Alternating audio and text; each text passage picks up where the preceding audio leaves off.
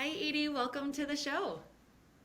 Thank you. I'm honored to be here. It's going to be exciting. I'm so excited for this. When we did our pre-call beforehand, I felt like we should have just recorded that conversation. So now that Hmm. we are, I know this is going to be fantastic. Thank you. Thank you. To get started, I feel like I wouldn't do you justice of giving a really good intro of who you are, what your experience did. I mean, your story is just so fascinating. So I would love for you Hmm. to share that with the audience and just explain Hmm. who you are, what you do, and why you're so passionate about what you do. Wonderful. Well, I'm a licensed social worker. I'm in Pennsylvania, so I'm an MSW, LSW, and I went to grad school in New Jersey. Earned a master's degree in social work, which I say is a master of saving the world. That's what it feels like it's been for all these years. I'm an outpatient psychotherapist right now in a group practice, and I'm also an interfaith minister. I was ordained through the new seminary in New York City. I'm a journalist. I was a radio host for 3 years with a show called It's All About Relationships, so that's one of my passions. And I'm an editor, I'm an author. I have a book called The Bliss Mistress Guide to Transforming the Ordinary into the Extraordinary, and that's how I attempt to live my life. I'm also an editor, a speaker, PR and marketing goddess, and I am the over the moon excited grandmother of a toddler right now. So that's pretty much my life, is my work and my family, and friends, they count too, Yeah. you know. Well, friends, we can consider those family. Yeah, absolutely. Family of choice. Yeah. I love that. And so you mentioned the relationships, and that's a big thing that we're talking about today. Hmm. Could Right. you describe a little bit about your history of really finding a passion for talking about relationships? And you work at Absolutely. all relationships, right? With Yeah, yourself, with others. absolutely. Yep. I grew up in a very nurturing, loving family with parents who were remarkable role models for doing it all and for being wonderful partners to each other and parents. They were married almost 52 years when my dad died in 2008 and my mom joined him in 2010. So I learned to value relationships. I grew up in a small immediate family that was just my parents, my sister, the dog, and myself. But I had grandparents who at one time or another, grandmothers we lived together with. I had aunts and uncles and cousins, so we were always surrounded by family. And I learned that family matters. And not just the family that you're born into, but as you said, family of choice. So was always room at the table for everybody. And we were invited to bring our friends home. My parents had friends over. And I learned that, again, people matter. When I went to college, I had no clue beforehand what I wanted to study. You know how some people say, I know what I want to be when I grow up? I still don't know what I want Yeah. to be when I grow up. So I went to school, earned a degree in psychology, and I wanted to understand what made people tick, what their motivations were. And usually it was about feeling connection. So that is so important. When I went to grad school, I furthered that with the master's degree in social work, and pretty much every aspect of my life and my work has been about relationships, not just with a loving partner, but with friends, with nature, with the God of your understanding, with ourselves particularly. That's, I would think, the most important and toughest relationship that we can have. So that's what the work is about for me, and it's ongoing. I have to work on that every day. Right. I mean, any type of relationship, and I think the most talked about relationship is with a romantic partner, or you hear about couples Hmm. therapy, or, relationships that last a long time. It's constant work from the other Hmm. person. But with yourself, especially one phrase that I've seen on social media a lot, thankfully, and I use a lot myself, is if you wouldn't say that phrase to a friend, why would you say it to yourself? Of being so hard on Right. yourself, so condescending Hmm. of yourself, so nitpicky. So that's probably the most complicated, right? Yeah, oh, it totally is. And when I ask my clients that all the time, I'd say, would you say that to somebody you love? You say that to, if your best friend described to you the experience that you're describing to me, what would you say to him or her? I would tell them to be compassionate with themselves. I would tell them to cut themselves some slack, give yourself a break. And I said, well, then why not you? Well, it's different for me. So then what I say to them is, can you remember, or have you ever seen a picture of yourself as a baby? And they'll say, yeah, my parents had something around the house. I don't remember being a baby. And I said, when you look at that picture, what do you see? And they'll say innocence. And I say, are you any less innocent, any less worthy of love and caring and tenderness and compassion as that baby? Well, yeah, because I've done all these terrible things. And I said, people do things that they later regret, but it doesn't mean they're any less worthy of love, and especially your own love. So I tell myself that all the time. I have, the inner dialogue running all the time. Yeah. Would you say, and maybe it's not an either or, but would you say you talk to people more about having that positive relationship with themselves mentally and emotionally or physically? Because I know we've talked about relationship with our bodies a lot as well. Hmm. Well, because I'm a psychotherapist, I work with people with psychological concerns. However, there are people that have eating disorders, there are people with addictions, there are people who self-injure, who cut themselves or who pick skin or bite the inside of their cheek when they're nervous. So we focus on how can you be loving to yourself in all aspects. So it is a blend of both. And I contend that when people don't feel connected with themselves here, emotionally, they don't feel connected with themselves physically, and vice versa.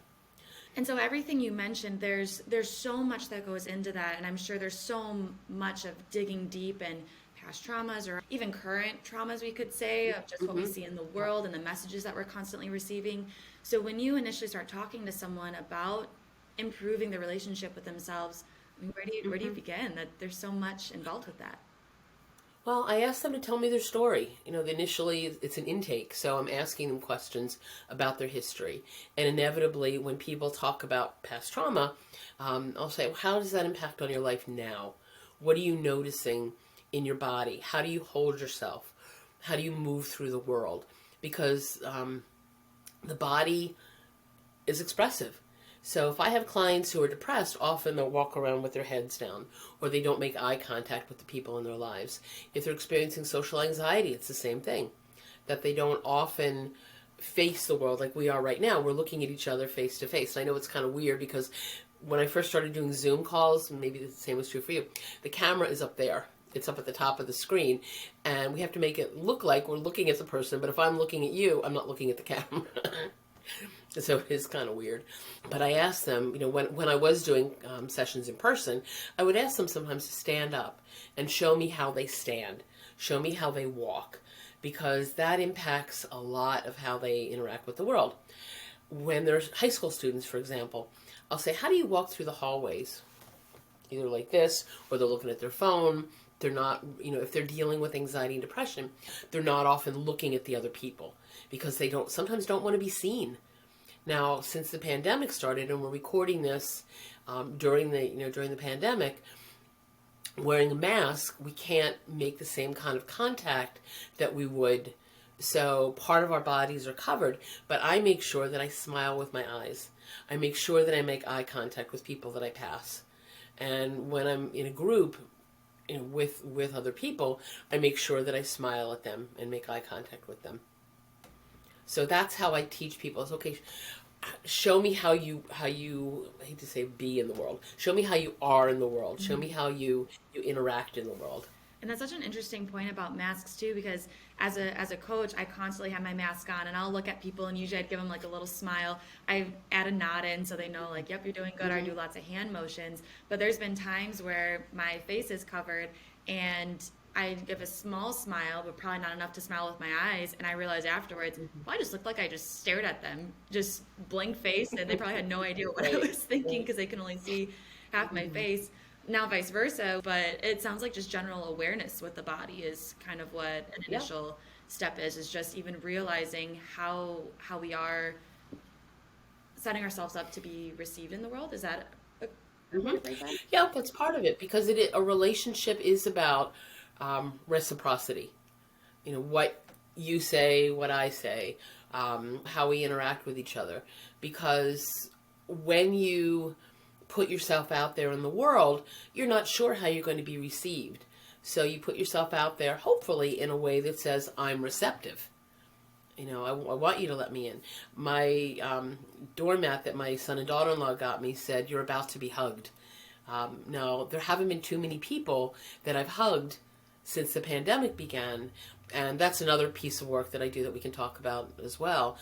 But if I let people know you're about to be received, then they might feel safer. So if you interact with somebody that you feel is intimidating, you're not as likely to approach them. And if you're intimidating, you're not as likely to be approachable. You can even see that because here in Chicago, in a big city, there's people on the corners who are like promoting different websites or promoting just like a social cause, and you can tell very easily they pick out certain people, whether they mean to or not. But it's just you're drawn to certain people, and it's if someone's down and headphones in and very much don't talk to me versus someone standing up, they're probably going to get Right. talked to, whether you want to or not. Right.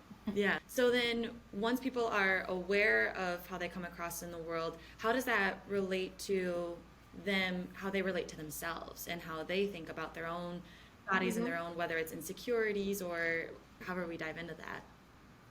Right. Well, most of us are taught that beauty looks a certain way, whether however you identify as far as your gender is concerned.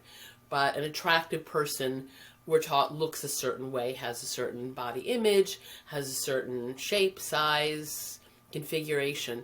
And the reality is all bodies are beautiful, whether we think so or not. I'm looking at you and I see a young woman. You're in your 20s maybe?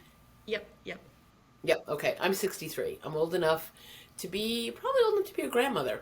And when I was in my 20s, I felt very different than I do right now. I've lived a lot of life since then. And I look at pictures of myself then, and I thought, if she knew then what I know now, what choices would I have made? Would I have taken better care of my body? Because at 55, I had a heart attack. I've had pneumonia. I was just diagnosed with COPD. I'm starting to get arthritis. It's not fun. Memory is starting to go. I think, would I have done anything any differently? Would I have taken better care of my body back then? And I would have. I would have gotten more rest. I would have not driven myself crazy trying to I'm a workaholic. So I would have taken more time. I still exercise, not as much as I did back then. But I'm learning to love the goddess body that I have. I'm curvier than I was when I was your age. Back then I was like a size 7, and I'm now a 12, 14 now, and I still work out daily, and this is what I'm living with. So I've learned to accept that this is what I have for right now. And I'm grateful because even if it doesn't look the way it did back then, I can still love, I can still carry my grandson, I can still walk, I can still feel, I'm barefoot right now, I can still feel the ground beneath my feet, I can still touch, I still have feeling in my hands, all that stuff. So if anybody watching this isn't comfortable with your body, you think, oh, I should lose 20 pounds, or I should go to the gym more, or I should wear more makeup, wear less makeup, grow a beard, shave my beard, whatever it is. Think about, what can your body do now? And there are people who, as they age, may lose the capacity to do the things that they did before. So you focus on what's still left. What can you still do? I love that. And even first talking about what society claims as beauty, that also changes every few years. So if you were constantly trying to keep up, that back and forth with how you're changing your body, curvy's in, thin is in, curvy's in, it's never consistent. Society doesn't even know, I think, what it considers beautiful. But then that's a really good point of, it's one thing that I talk to a lot of my trainer friends about is, your doctor may say you need to lose X amount of pounds for your health, but that doesn't mean that you need to be associated with that weight. That doesn't mean it defines you. That doesn't mean it's a measure of your value or anything like that.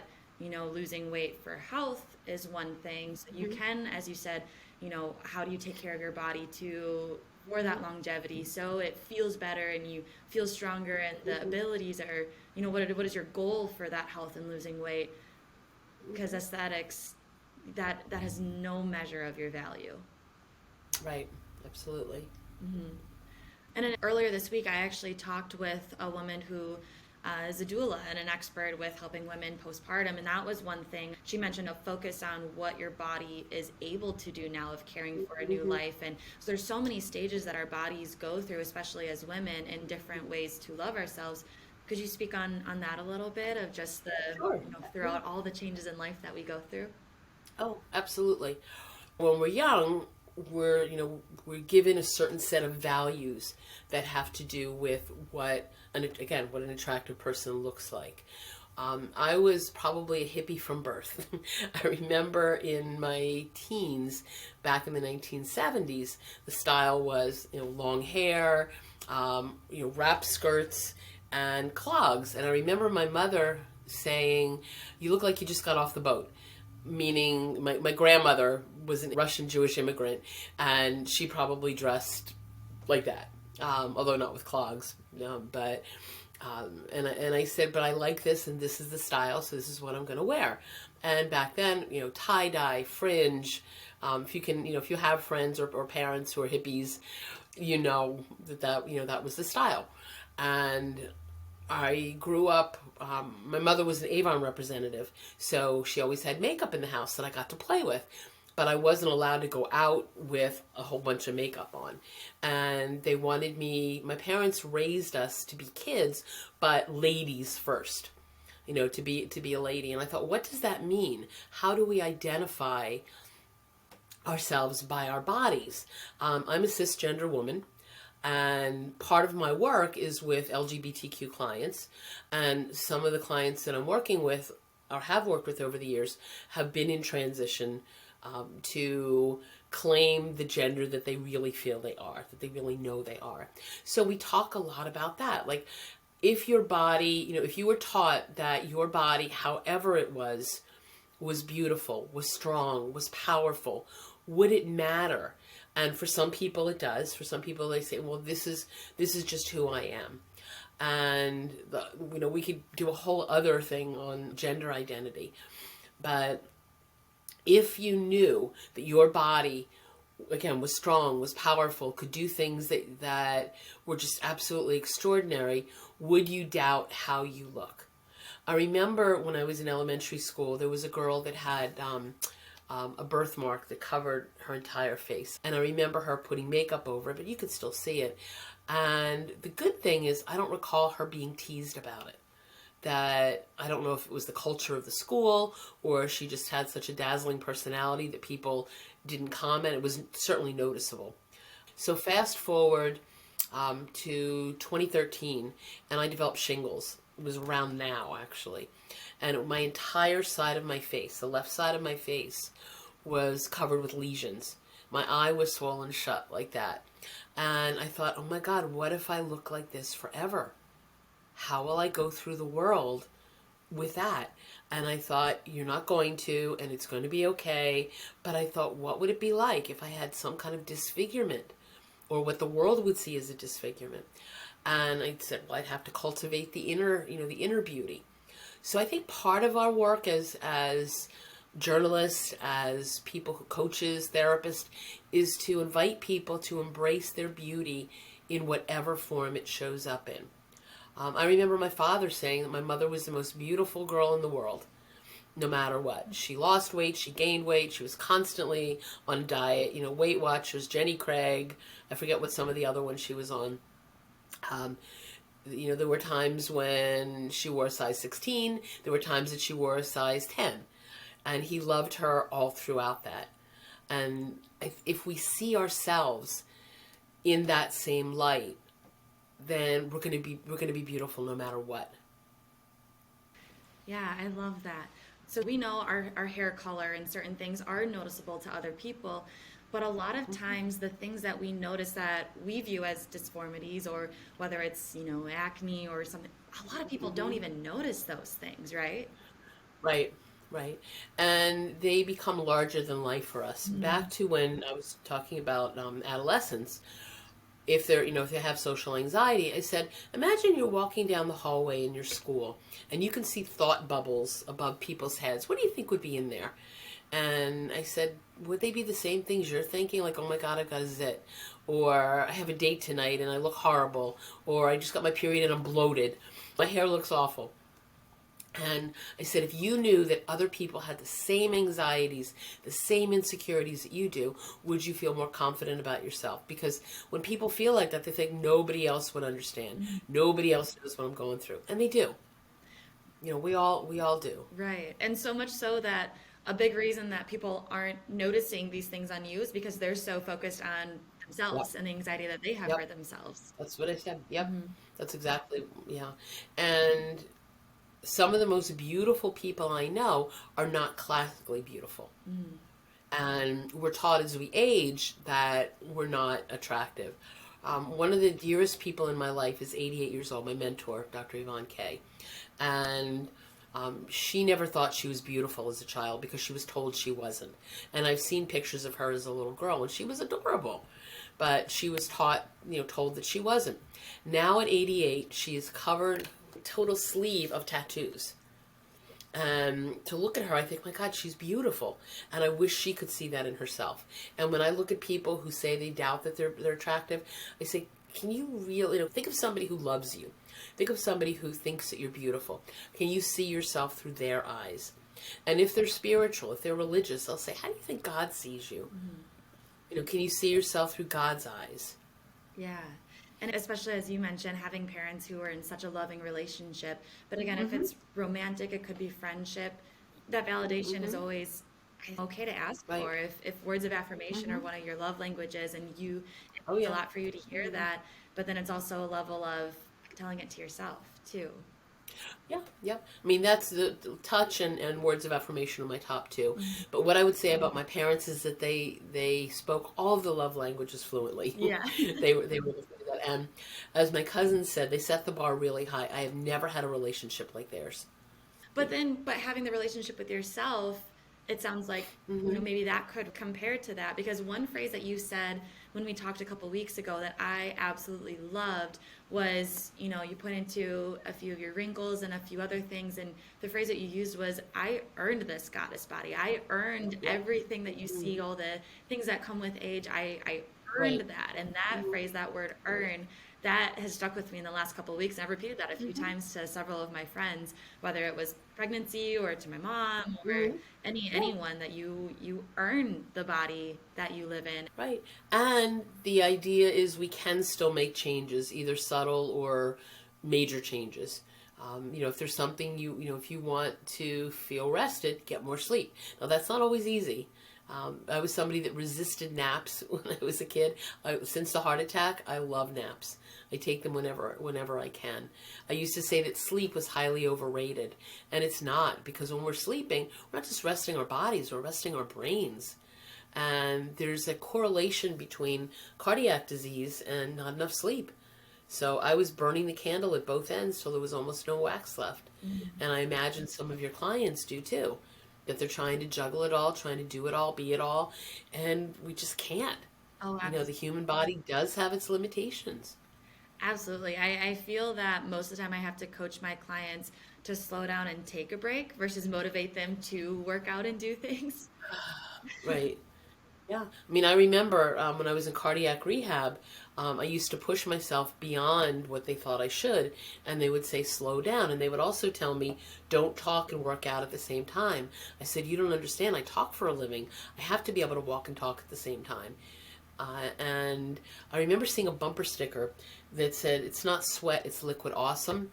So I thought, unless I was producing copious amounts of liquid awesome, I wasn't working hard enough. And they said by overdoing it, you could land yourself back in the hospital. Mhm. So it's a matter of moderation. It's a matter of knowing when to hold them and when to fold them. Right. There are times that working out for 10 minutes is all I can handle because of, my breathing. So I do 10 minutes, 10 minutes throughout the day. So it's about knowing, listening to your body. There are a lot of performance athletes that don't listen to their bodies and they get injured. Hmm.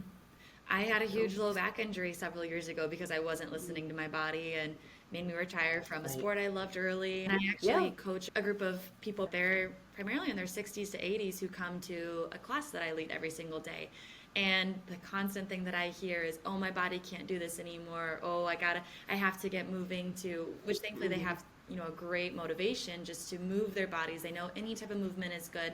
And they constantly tell me, oh, when I was your age, I could do so much, or oh, I can't do this anymore. I turned 70, my body's just breaking. But there's so much that they can do. And as we've been talking about, just appreciating what your body can do, but still working on it, still working on talking, challenging yourself, but in a way that your body is able to and not overdoing it. Yeah, I've had to get hiking poles, like the aluminum hiking poles, if I'm taking walks. And I started out using two of them, like if I'm walking through my little town, and I said it's kind of hard to have a person on my shoulder and two sticks. I said as long as I have one to lean on, it's okay. And I didn't like the idea of having to do it, and I said, if that's going to keep you walking, then that's what you do. Yeah. Over the years, I've had plantar fasciitis in my foot. I've had a Baker's cyst, like water behind my knee. So I've had to take breaks with that. And what I was told was that came from overworking my knee at the gym. So I was encouraged to just take, instead of doing half an hour on the elliptical, try 15 minutes and then move to something else. And if you want to come back to the elliptical, you can. So it's adaptation. And I think that's what life is about. We have had to adapt tremendously during the pandemic. And we've had to adapt how we socialize. We've had to adapt how we dress when we go out into the world. The masks again. And to me, it's not a hardship. If it can help keep people healthy, that's what I do. And I've had to be sure that I take care of my body even more now. So my living room is my gym. Yeah. I've got a recumbent bike. I've got my yoga mat. I've got one of those big exercise balls, a little mini trampoline. So since I don't have company that much, it's kind of set up like that. Yeah. And one thing that you kept mentioning throughout, we keep talking about our relationships with our physical bodies, but our mental health as well. It's a big thing that's changed throughout the pandemic. The people that I work out with, they always talk about how their memories are fading and how that goes with age and the frustrations with that. I call it CRS syndrome. Have you ever heard that? No. Am I allowed to use the S word here? Oh, yeah. I call it stuff. Can't remember shit syndrome. Okay. Middle-aged moments, whatever. I mean, I'm more than middle-aged. I'm 63. But things that would have been right on the top of my head, I have to think, okay, now what did I walk over here for? Yesterday I was at the supermarket, and this woman walked in behind me, and then she stopped. And I said, are you okay? And she says, yeah, I forgot what I came in here for. And I said, what I've heard is that you go back to the place where you were standing when you had that thought. And she says, well, I've also heard that you back up. So I'm going to I know she moved in front of me. That's right. So I'm going to back up my car. And I said, okay, whatever works. Yeah. It is frustrating because if you use a computer analogy, the hard drive is full because there's so much that we have to do. But the problem isn't storage, it's retrieval. It's being able to, I used to have what my husband would call a phonographic memory, where I could remember the lyrics from every song I ever heard. And now I have to jumpstart it and hear the first few words. I say, oh yeah, that's the song. And who was I going to call? I forget, I save emails so I can go back and say, okay, I know when I had the appointment with Stephanie. I know when I have to do this and this and, all these things, but I write them down. I do it old school. So little tips and tricks. I talk to myself. Now, as a therapist, I know the difference between psychotic voices and our own inner voice. So I say, okay, we need to take care of this today. And I use the word we because then it feels like it's a team, that I'm my own coach. One of my favorite techniques I learned from a coach named Mel Robbins. Have you ever heard of her? Mm-mm. She created what she calls the 5-second rule. Now, it's not the 5-second rule where you drop food on the floor and it's still good. I don't know how many years ago, 10, 12 years ago, she was having some issues with depression and anxiety, and she couldn't drag herself out of bed for nothing. So one night she was watching a rocket launch news clip on TV, and you know how they count backward, 5, 4, 3, 2, 1, launch. She said, you know what? Tomorrow morning, I don't care how I feel, I'm going to count backward, 5, 4, 3, 2, 1, out of bed. And she did it. And she's been doing that. I don't know if she still does it, but she created that idea that once we have a thought to do something, if we don't act on it right away, we're less likely to follow through. So if you have a thought, Like, okay, I have to get out of bed and feed the cat or the dog, or take the dog for a walk. Or in my case, I get up every morning and go to my son and daughter-in-law's house and watch the baby for a few hours. And that's my morning. I get out of bed and I go over there. And there are days when I don't really feel like going to work, or I don't, like, okay, woman, 5, 4, 3, 2, 1, out. And then I go through in my head the steps. Okay, you're going to take your meds, eat your breakfast, go take a shower, get in the car, drive to wherever. If there's something that I have to do, I think it through in my head as if I'm doing it. So by the time I arrive, it's already done. And I just need to show up for it. So that's a technique that I teach people, is how to already live what it is you're going to be experiencing an hour down the line. I actually do the 5-second rule all the time. I haven't heard it used as a technique to actually teach someone. Yeah. I do it when I am getting out of bed, especially when my alarm used to go off at 5 a.m. Yeah. Right. Yeah, and that counting works well for something else too. Part of my morning routine once I'm over at the house is to watch Daniel Tiger's Neighborhood. Have you ever seen that show? No. Okay, you remember? Do you know who Mr. Rogers was? Yes. Mr. Rogers' Neighborhood. Well, Daniel Tiger, the puppet, was one of his characters, and PBS has created a cartoon show for kids, and Daniel teaches some of the same lessons that Mr. Rogers taught, and some of them is about mood regulation. So whenever Daniel would get anxious or angry, there'd be a character that would teach him these 2 techniques that had to do with counting. So the first one is countdown to calm down. So he would say, countdown to calm down, 5, 4, 3, 2, 1. And then, if you feel so mad that you want to roar, take a deep breath and count to 4. So even though this is a children's show, that little kid inside of us can relate to that. Because you know how we're told count to 10 if you're angry.